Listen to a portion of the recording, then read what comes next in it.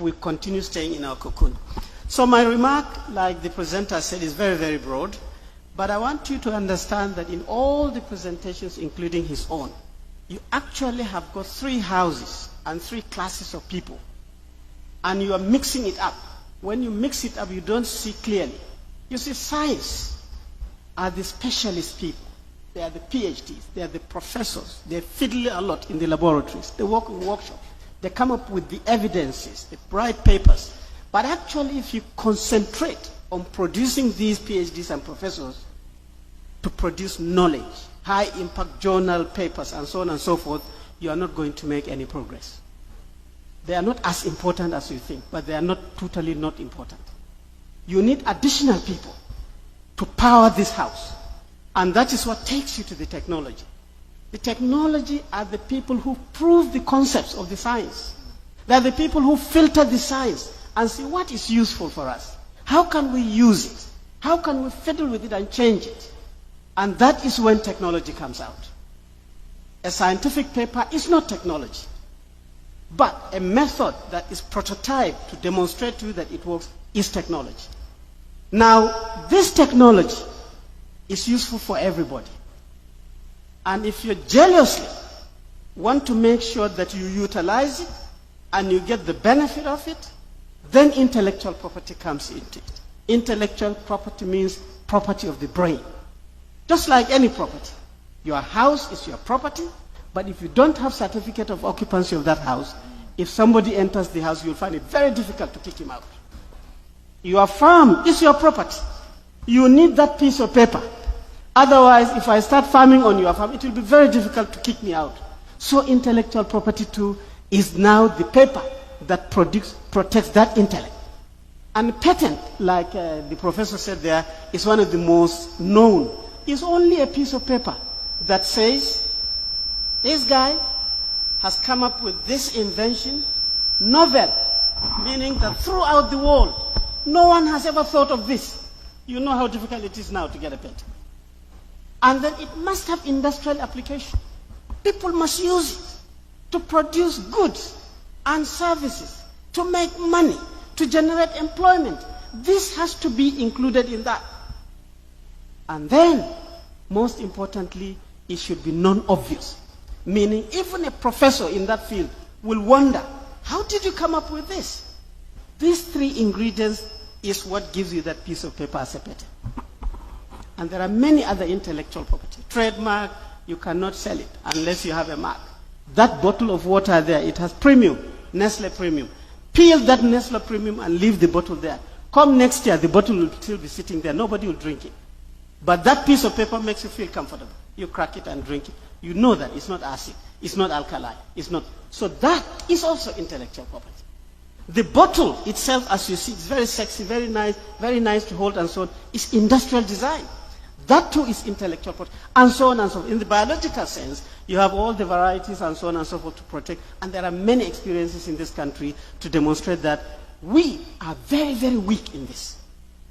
Universities ranking and the value of academics in an academic institution, patents is an index. Go and Google top 100 universities in the world. You will find that 98% of all of them are in the US. Why? University of Ibadan and University of Maiduguri are similar to MIT, which is also a university. They have a name, yes. They have a big gate, yes. They have professors inside, yes. They have laboratories, yes. But you continue the SS until you reach a point whereby you say, MIT, how much are you getting repatriated from your knowledge?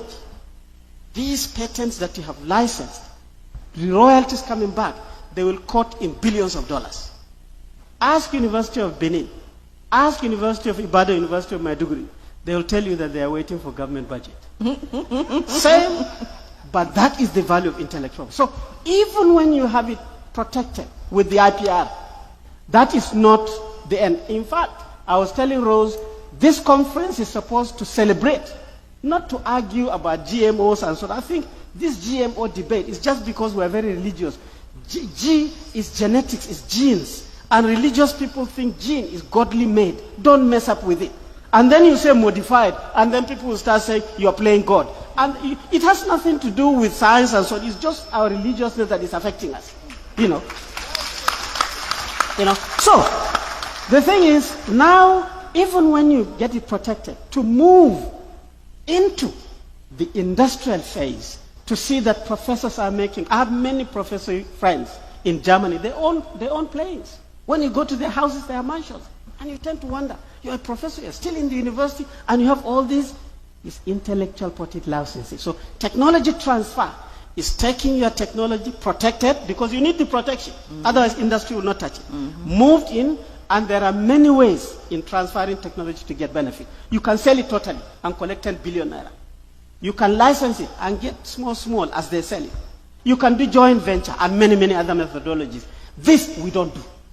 Very rarely do you go to our universities and research institutes and see people with intellectual property rights connected to industry, and they're doing. But most of our professors, when they go to conferences in Lagos, they're phoning their brother. I'm coming now, pick me up from the airport, and I will spend 2 days. So they've already booked their accommodation with their brother. No, a professor is the highest ranking knowledge worker. He should go to Sheraton, for God's sake, and say, do you have... it is when you see Nigerian professors behaving like that, then you know IPR is working. Technology transfer is working. And he's still in the university. No corruption there. So that movement of the IPR through licensing to get to industry, that is where the House of Innovation is. This House of Innovation is where the scientists can be there, the technologists can be there, but the social scientists can be there. You see, these people, when we were in university, they are doing arts, they are singing and drama. We think they are useless. They don't know anything. Without them, you cannot sell your product. They are the ones that say, hey, the GMO is nice. So, Oga, you are not using, you are trying as a scientist to become a technologist, to become an innovator. You can't. You have to bring the social scientists to deceive or convince people that this is good. In fact, it will make you deliver more children. In fact, if you are not delivering children, take GMO. People will take it. You know what I mean? So, this is generically how I look at it. But certainly, Nigeria as a powerhouse, I think we're very strong in science. In technology, we're very weak. Intellectual property is so weak that Nigeria does not have an intellectual property policy. Nigeria has never produced one single patent attorney from its own system. We don't even have the course. There's no institution that can produce patent attorney. When you run to a US, like as usual, you can become patent attorney there because they know you, but not in Nigeria. And the institutions for intellectual property, some are in Ministry of Industry. The patent registry is there. The trademark registry is there. It's a ministry thing. Copyright is a Ministry of Justice. NOTAP is a Ministry of Science and Technology. They themselves, based on the way Nigerians will work with islands, who are quarreling with each other. We cannot work together. So my final remark is, especially based on what Ogad, the presenter, said in his concluding remark, and the previous paper, is partnership is key. NAFDA cannot do it alone. The NAGRAP and the associate cannot do it. You need NAFDA. You need the National Orientation Agency. Don't waste your time thinking that they are not scientists or engineers. You are not going to talk to them. They are the ones to make you successful.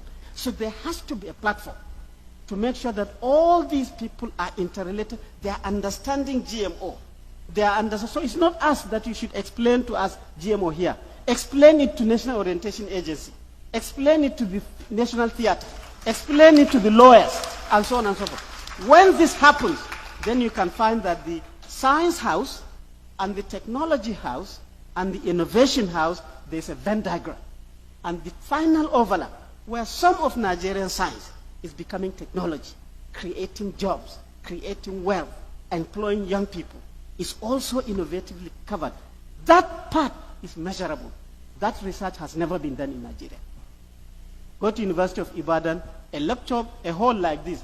Just bring abstracts or papers presented in the last 2 years. It will fill this hall. But ask the university of this whole knowledge, how much is actually helping our poor people in the village? Then you see professors doing like this, finding their way out. Why? Because we have not learned how to milk, how to mine knowledge for our own development. So I'm sorry, Chairman, I talk a lot, but this is a very passionate. Thank you very much. Thank you very much.